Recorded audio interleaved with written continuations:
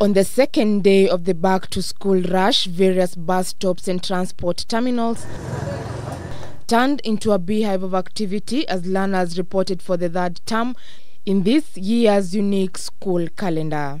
The school fees burden is now weighing heavily on parents following the short school holidays, with parents and leaders urging the Ministry of Education to give them more time for payment of fees and ensure that no child is sent home for lack of school fees.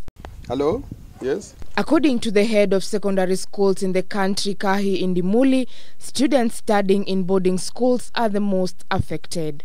I know government will release capitation, but capitation does not cater for boarding. Boarding is purely a parent's responsibility.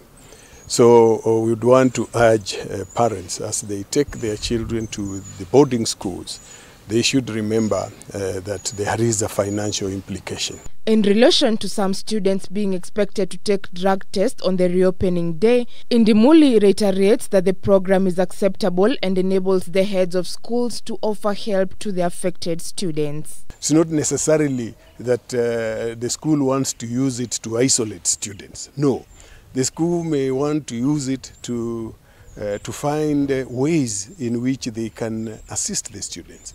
If we find that the students are under the influence of drugs, then it provides the school with an opportunity to look for, say, remedial measures.